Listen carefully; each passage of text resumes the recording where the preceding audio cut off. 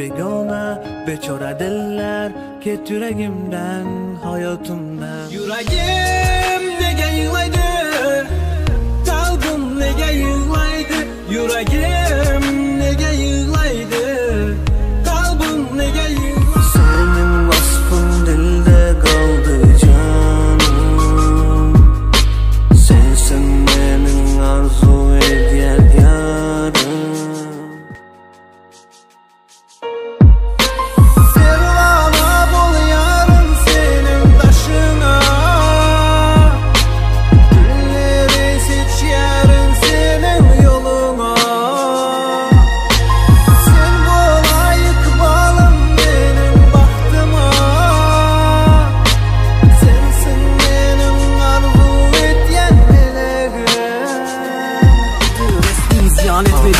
Vardı resmi yaktı geçti yandı elim hesap etmedim.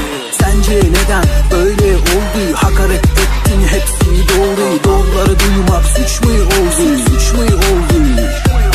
Ortama uyma, küfrümü duyma. Ortama küsme, ortama kutla. Oldu gitti bitti şimdi çektin eli oldun ciddi.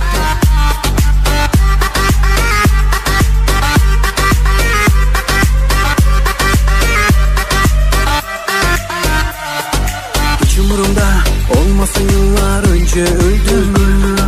Kader beni ihanet mezarına gömdü. Aklımı fikrimi kalbime gömdüm. Geçmiş gitti yıllar önce bitti. Yıllar önce bitti. Sen bilen ötken günler ötmüş eğlendi.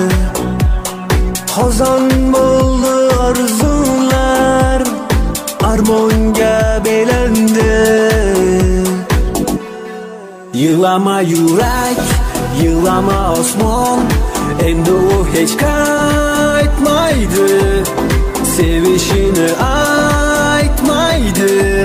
Afsus beguman, hammasi tamam.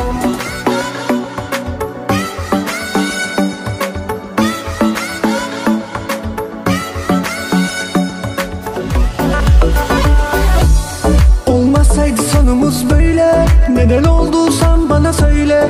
Kalplerimiz ayırmış şimdi bundan böyle. Gözlerin neden yağmurlu, yoksa içinde derdin var mı? Sen bırak bana benim olsun dertlerin.